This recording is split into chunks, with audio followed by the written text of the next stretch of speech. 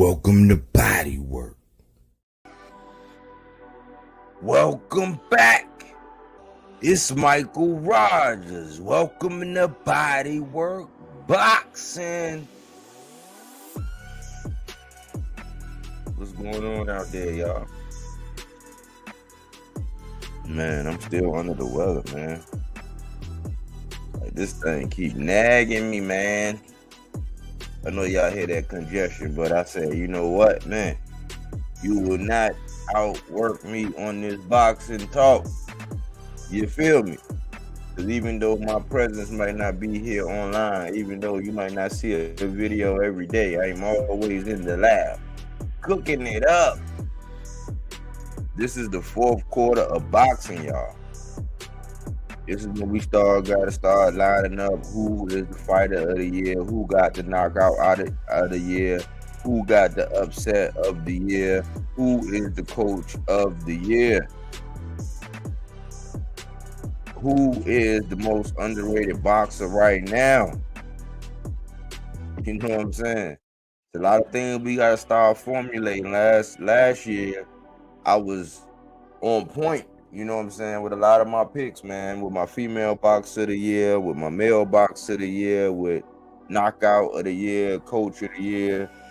You know what I'm saying? Fight of the year. I got a couple things right. You know what I'm saying? That's what happened when you tend to watch this boxing thing as closely as I do.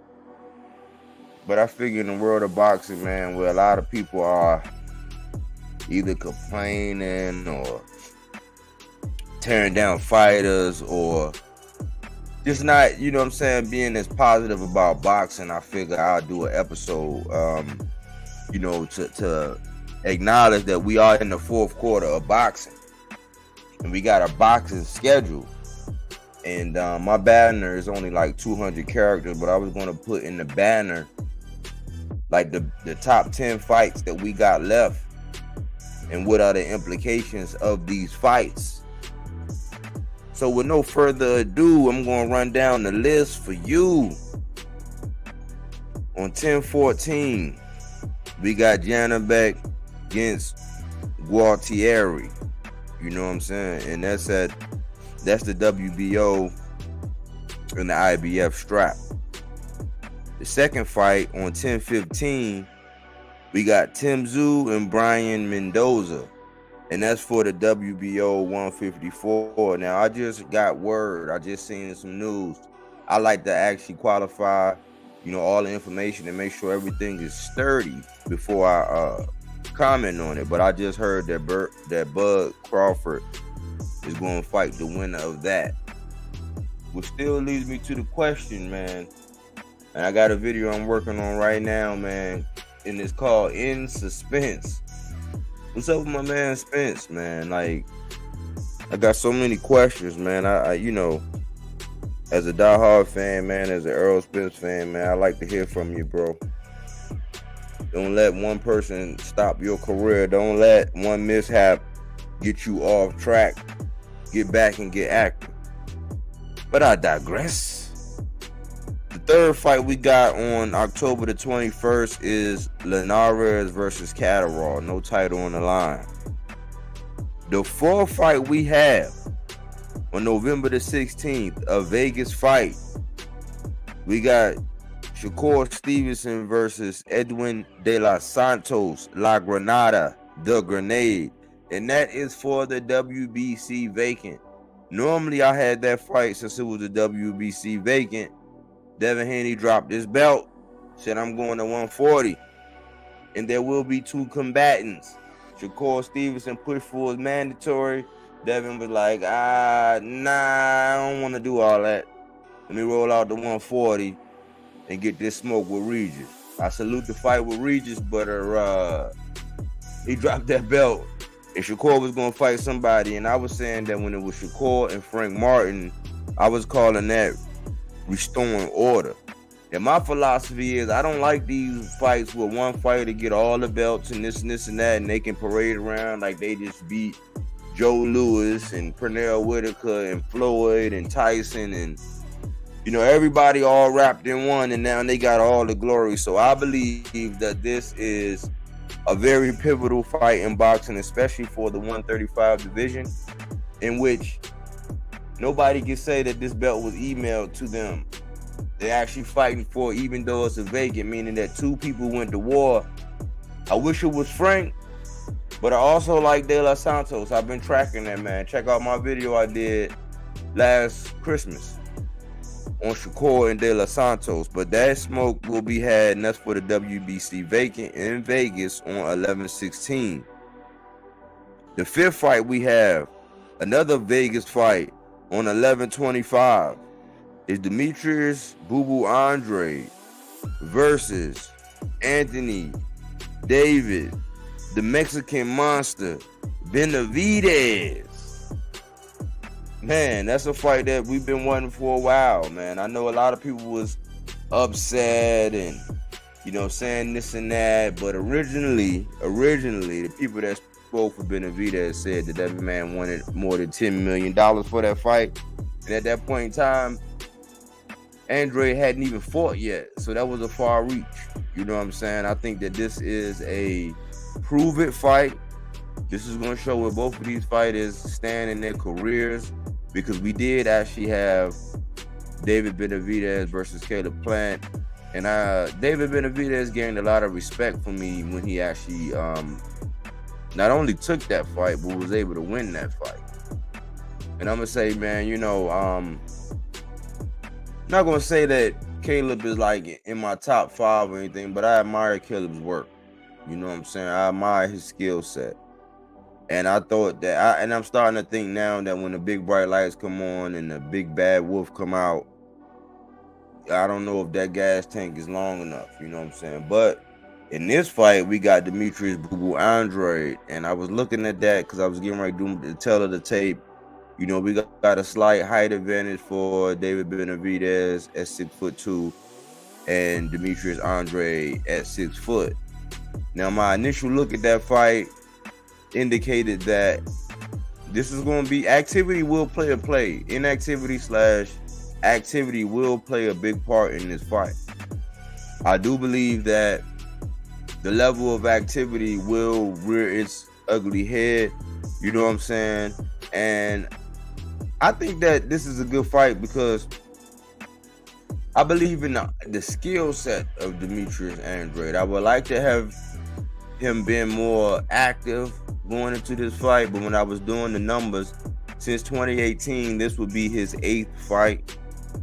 He's coming off a fight with Damon Nicholson. I think that was back in like January, February time frame. That same tank card that happened in Washington, D.C. You know what I'm saying? Where I was born at, the nation's capital. And, it's kind of hard to gauge a lot from that fight. I'm happy that because Andre used to catch a lot of flack, but I'm happy that Andre decided to go on over to PBC, man, where all the smoke for him was, because I really think that, in all honesty, he was actually being tucked away over there at the zone. Well, Eddie Hearn picked him up, you know what I'm saying, to not enable him to make the fights, but to protect the fighters that he didn't want to fight in Andre's quote-unquote prime at that time. But it's show me time, you know what I'm saying? We all from Missouri on this one. You got to show me. I believe David Benavidez, I think that his punches land and they hit a little bit harder than what people would, think that they are. He is a volume puncher, and I think that as time goes on, much like Errol Spence, when those punches don't look like they cracking that hard, but over time, they'll wear you down. Even though I have Spence being a more technical fighter, you know what I'm saying? I think that Benavidez might be a little bit more freestyle with the punches, you know what I'm saying? And the muscle memory might take over, and he'll pretty much wear you down, grind your gears down, and get you out of there. And I was looking at activity and inactivity. I would have to give the nod to David Benavidez because this would be his 9th fight since 2018.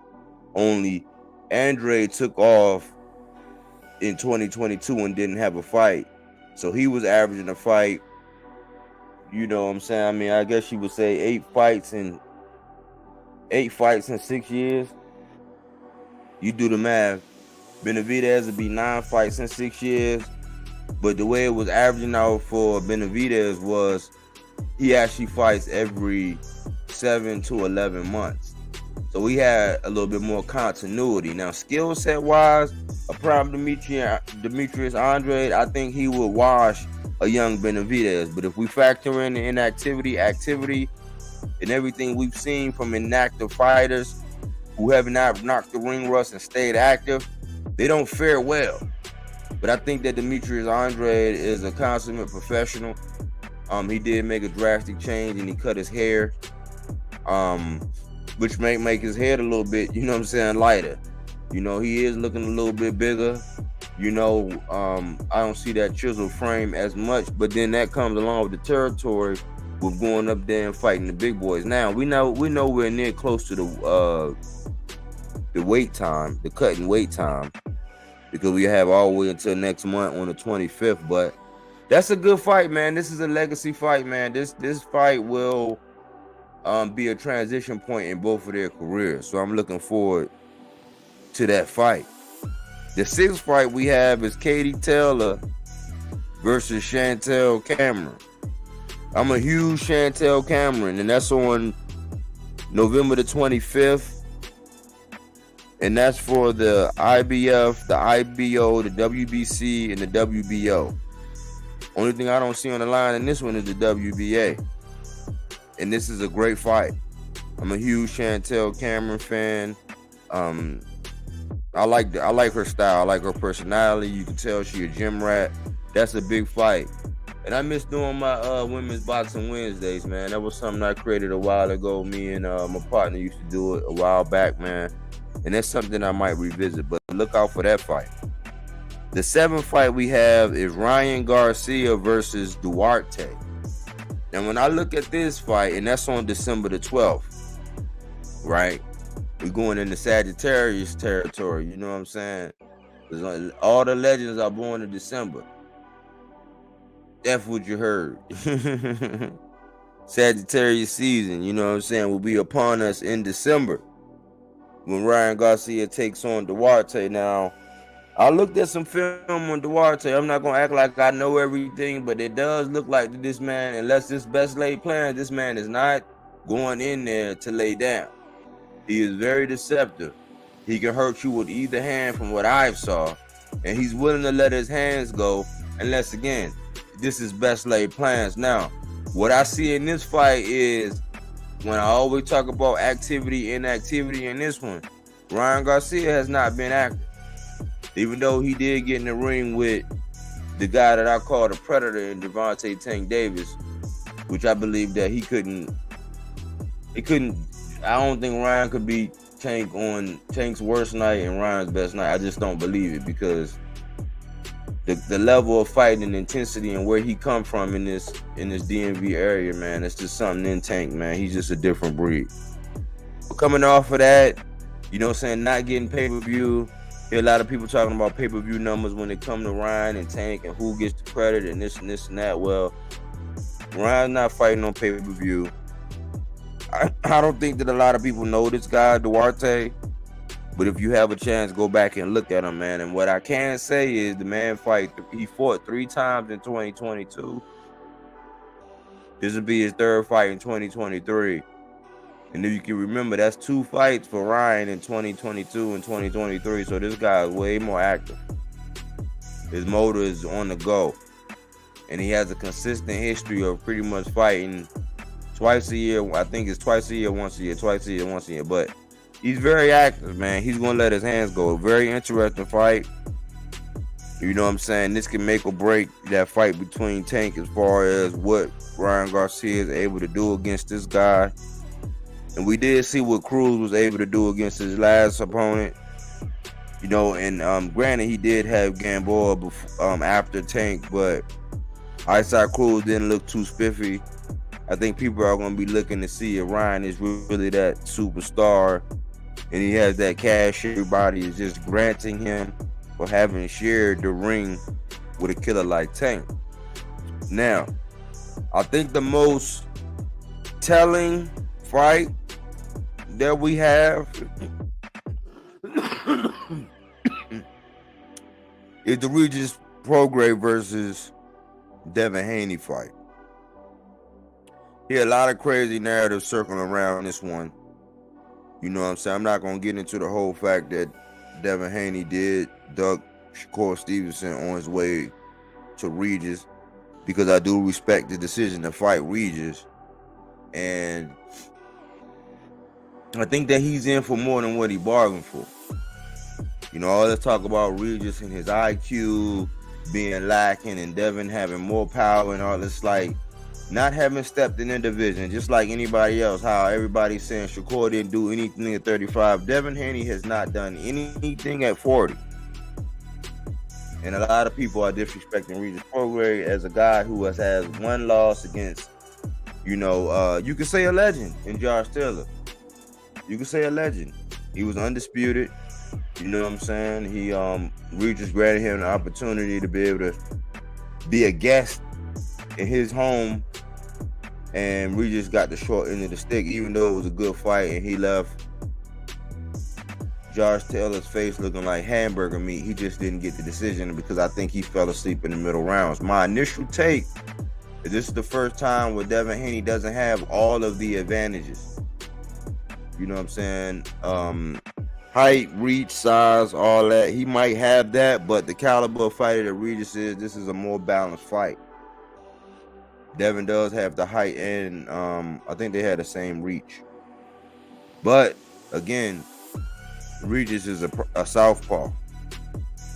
Regis, I think right now the label on him is that he didn't look that good in his last fight going against Zarilla. Zarilla was an awkward guy. I think he was slightly underrated, even though he wasn't that popular. Had some pop. Regis acknowledged that he did get dropped, even though that fight was not, that drop was not counted, much like Gary Russell Jr. against Lomachenko. That knockdown wasn't counted, but Regis was humble enough to say, hey man, he did got me. Now I look at it, yeah, that was a, you know what I'm saying, but he did what he needed to do. Very awkward fight. 84 landed punches. Can't reiterate that enough. And again, when we're talking about the Regis and Devin Haney, I still haven't seen anybody break down anything as to how this fight goes, other than a whole bunch of opinion-based content. We know that we don't do that here. That's a big no-no here. We have zero tolerance for that here at Bodywork Boxing, where we do that body work. We're going to go over those numbers. You know what I'm saying? We're going to go over those CompuBox numbers. And I think that Regis is deceptive when it comes to defense. You know what I'm saying? This is a true 50-50 fight. And I think that this is the biggest fight left for the remainder of the year. It'll be hard pressed to go up against Benavidez and Andre, but because of inactivity, see, Regis and Devin Haney has been very active. This is Devin Haney not shrinking himself down, draining himself down at 35, actually having a little bit more leeway. We can already see that he's bigger. We know that he's bigger than Bud. He's been sucking himself down to 35. Everybody say his power is going to go up and translate. You know, maybe he'll be this and maybe he'll be that. He did show me that he can do that body work against Lomachenko, but he did pull that out by the hair of his chinny chin chin. I had it down 7-5.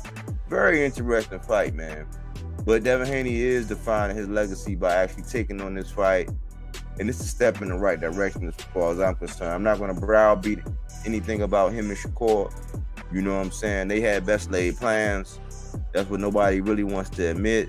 Them guys had already said that we're going to meet down the road. You know what I'm saying? I think Shakur just stepped on the gas, had an opportunity, took advantage. Devin decided to drop the belt. And now he got to go see the man. And that's almost like out of the frying pan into the fire, if you ask me. Because Regis Prograis is not going to play with that young man, Devin Haney. He knows that Devin Haney has a very sensitive following online. I think they do over-embellish some of the mind games of not signing the contract so long, even though it was pretty much already on the big books with Eddie. I think they kind of frustrated Regis. A lot of people caught interviews from him when he was kind of frustrated, like, what's going on? Devin Haney playing chess was saying, look, man, we're not gonna fight in the same day as Fury and this and this and this. So the mental warfare had already began. But I think that this fight has the biggest implications because we'll actually really see who Devin Haney is and what he is. You know, I've seen flashes of brilliance in the first Kambosos fight. I know in the second fight, closer to the 10th, 11th round, he did almost stop Kambosos. But I did see some things that Devin Haney, much like when Ryan Garcia went up against Fortuna, I saw some flashes of brilliance as far as combinations of things that he can do. And I said, wow, if he's able to maintain that and keep that up, he will be a force to reckon with. However, I think that Regis is tenured enough. He came up around too many lions. He's been battle tested, and I believe that we'll be in for an upset on that one. I got Regis actually winning that. And I think that the more confident Devin Haney is, I think that the more overconfident he is, it can play to his detriment. He need to don't read the newspaper clippings. Don't believe everybody that just, agree with everything that you say and do. Go into that fight respecting Regis, and you might have even more of a shot if you are able to stay patient and remain disciplined, but you're going to have to take your chance. That's the difference in most fights is when one boxer decides they're going to actually take a chance. Now, it got to be a calculated risk where you protect yourself at all times. But in order for this fight, I think that Devin Haney is going to have to get outside of his comfort zone, do a lot of body work. That's the key for both of them, which was Devin saving grace in the Lomachenko fight. But I also think that Regis is more willing to take chances because he does not want a loss to Devin Haney on his resume after all this time. And we're going to see. We are going to see. I think that's the biggest fight left this year on the calendar, especially since Tank is not fighting until the top of next year. Who knows what's going to happen with that. We're not going to actually be able to get to see Frank Martin. But let me move on to the next fight. The ninth fight. On December the 16th, we got Sonny Edwards against Jesse Bam Rodriguez, a guy that I have in my Boxes to Watch collection. I call him the mechanic. This young man has some of the best footwork in the game. Very smooth. Knows when to punch. Has power when he needed. I think that he was one of the examples of being actually overactive. I think he fought like 4 times, and toward the end of last year, he found himself in a little bit of trouble and won his fight. Now, he edged it, but I think that's because he was too active. But he's one of my boxers to watch, man. I've been watching that guy, Jesse Bam Rodriguez, even when he fought on that same card as Canelo Alvarez and Triple G. I did a thumbnail in a video about how that was going to be a passing of the torch. Wasn't quite a passing of the torch because a lot of people don't respect the guys in the lower weight classes. But if you get a chance, man, go back and look at Jesse Bam Rodriguez. I call him the mechanic in my Boxes to Watch. Everybody likes Sonny Edwards, not known for power, known more for charisma and just figuring out a way to actually dog it out. And the confidence that Sonny Edwards is actually speaking with lets me know that he's not going to shy away from Jesse Bam Rodriguez. I'm looking for Jesse Bam Rodriguez to do his thing, man. He is a calculated killer. Some of the best footwork, punch placement, accuracy, the way he moves, can get in and out, dip side to side, man. That dude is very slick. And I believe that Robert Garcia is doing a wonderful job with that young man. If you have not checked him out, go check him out. The final fight is Naoya Inoue against Marlon Tapales on December the 26th, the day after Christmas. You know what I'm saying? For Undisputed. Can you believe that? In November 2022, Naoya Inoue beat Paul Butler. You know what I'm saying? Stopped it to get Undisputed. And just over a year, because that was in November of last year, in December, the day after Christmas, Naoya Inoue has the opportunity to be able to get Undisputed once again in his 5th weight class. Naoya Inoue is one of the sharpest boxers out there. Because he's a foreigner, he does not get the credit that he deserves. but he is a very polished. He's a predator. You know what I'm saying? So if you have not seen Naoya Inoue at any point in time, check the young man out, man. He's not. I mean, well, you can't really say young man. He's like 29. You know what I'm saying? But when you talk about legacy, when you talk about, moving up, because Manny Pacquiao, I think Manny Pacquiao was 8th division. Naoya already in his 5th.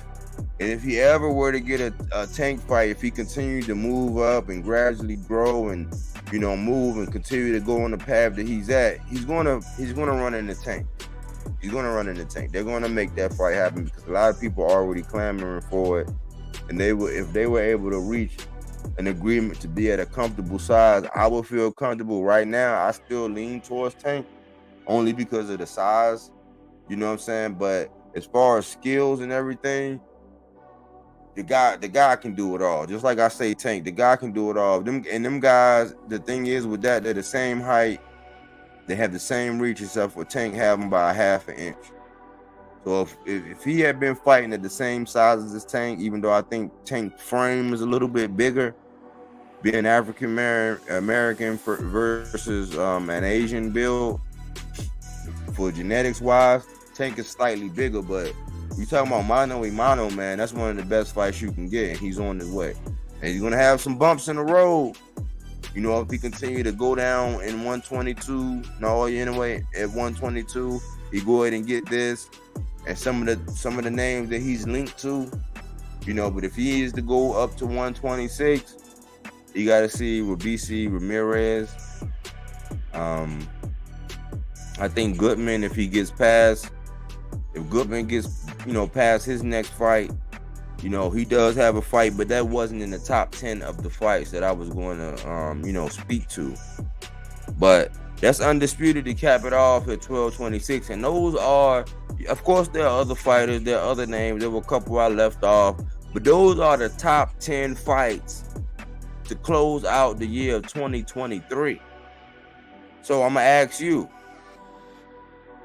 who do you have as your fighter of the year? Who do you have as your coach of the year? Who got the knockout of the year? Who's the most underrated this year? Who's the comeback fighter of the year? And I'm leaving that spot reserved for Jamal and Jose Benavidez, because that's on the same night as Andre and Benavidez.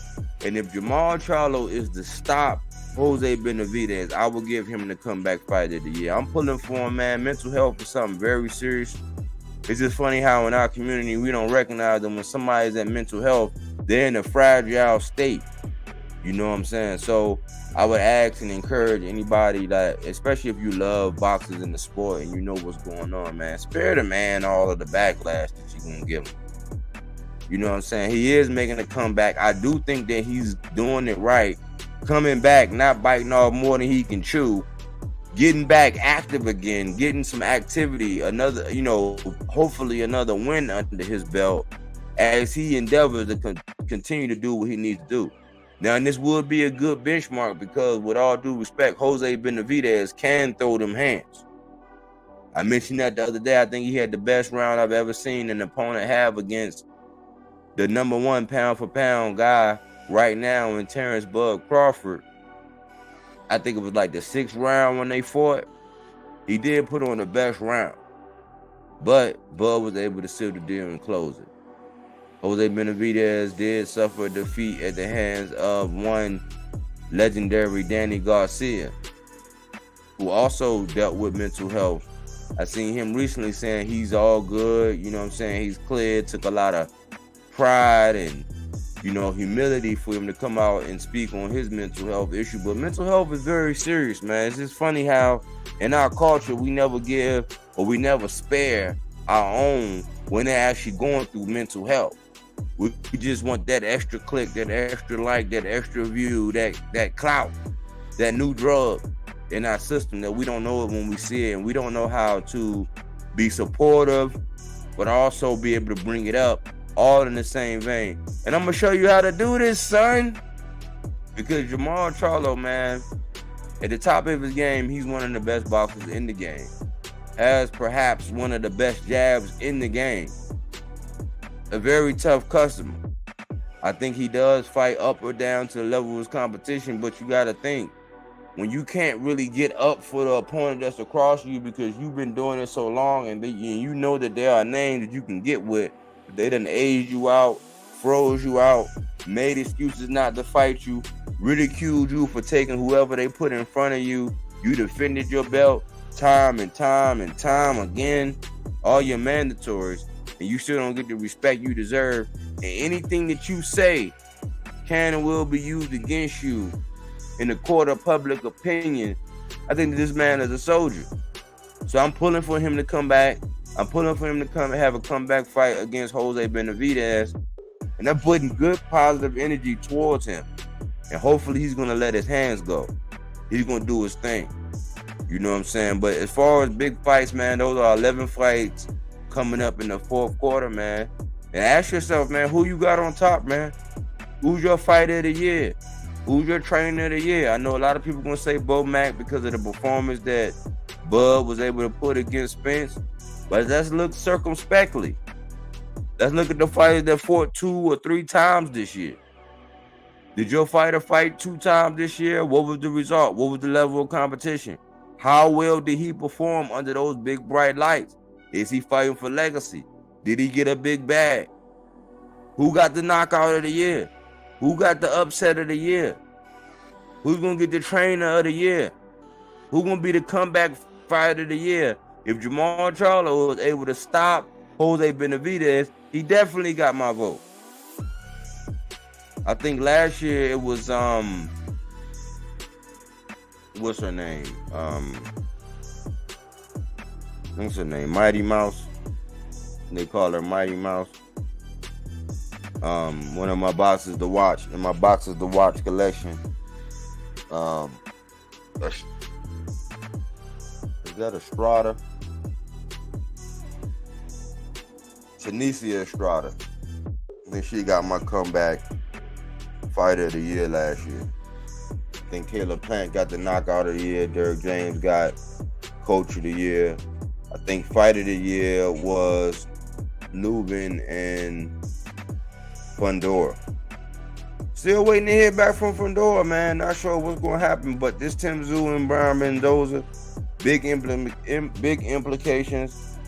You know, all my energy is going for Mendoza. You know, I think that people are a little bit high on Tim Tszyu only because I don't know what state of Tony Harrison he was in, especially some of the pre-fight things and having a shirt off in the press conference and this and that. But I know beyond a shadow of a doubt that a top, a well-conditioned, a well-trained Tony Harrison could box circles around Tim Tszyu. So I don't know what I have. I know Tim Tszyu been barking down that Jamel fight. It just came down and ordered that Jamel has to fight this other guy. We'll see how that happens, man. But that's pretty much what I wanted to go over, man. It's the fourth quarter in boxing. Who do you have down on this list? It's something that we need to start talking about, man. It's something that we need to start considering, man. Good conversation to be had, man. Feel free to join in. If you catch this on the playback, feel free to chime in, man. Let me know what you think. And Naoya anyway is set to make history. And if he does win against Marlon Tapales, contrary to popular belief, getting double undisputed in 13 months in his 5th weight class, you know what I'm saying? He might be number 1 pound for pound, man. Much of people don't like it. I mean, we do have people that don't even have Tank on their pound for pound, which I do. So my logic and my theory is just a little bit different because I look at the X's and O's. I look at the fact that Tank is the most accurate power puncher in the game. Meaning that it's all about quality, not quantity. You know what I'm talking about? But I just wanted to come out, man, and just give y'all, you know, a little fourth quarter spark. You know what I'm saying? I do see conversations in boxing are changing. You know what I'm saying? And I like to see it, man. A lot of people are positive. A lot of people are speaking a lot of good truth. A lot of people are being real creative in this boxing, man. And I just want to keep it going, man. So if you rock with me, I rock with you. Don't forget to hit that like button. Subscribe if you haven't subscribed. Don't just come in and look. You know what I'm saying? Say what's up. Even if you don't rock with everything, come in and say what's up. Give me a compliment. Say, hey, what's going on? I like this idea. I like that idea. Let's collab. Let's do this. You know what I'm saying? I'm a solution-oriented individual. And I said I was going to be more consistent in my lives because that's an area that I was lacking. I got the videos. I'm always constantly improving on my digitals. You know what I'm saying? Because I'm all about good quality production. And I'm a imperfectionist. You know what I'm saying? I say imperfectionist. I ain't going to charge y'all nothing for that. But anyways, man, I just wanted to come on and just say what's up to my people, you know what I'm saying, give an update. We are in the fourth quarter, and let me know what you think about it. Were you disappointed that we didn't get to see? I want to see Montes Stanionis back in the ring. I want to see the Reign of Boots start. And I got to hear what's up from my man Spence, man. Holla at us, Spence, man. You got the energy, man. You still got fans. Contrary to popular belief, your fans didn't go anywhere, brother. I want to hear back from Frank. I want to hear Spence on Frank. There's just a lot of things that, you know what I'm saying, I would like to hear and go on in the sport of boxing, man. But I just wanted to be consistent and say what's up to y'all. Put out some fresh water in here. Give them something to talk about. You dig? But don't forget to, again, like, comment, subscribe. We don't do yes men over here. I know a lot of channels say that they do. They don't do yes men, but that's all they really want. You know what I'm saying? You're not going to get smacked in your head with a wrench. You're not going to get insulted for having a valid opinion. Just come with the facts. And if you ever want that boxing smoke, holler at me. I'll be your huckleberry. Anyways, thanks for tuning in here at Bodywork Boxing, where we don't take things for face value. We do that body work. He didn't want to box. He wanted to actually prove that he could punch with you. He was like, what the fuck is this nigga, right? Oh, okay, you want to go to sleep. You tired. Welcome to Bodywork.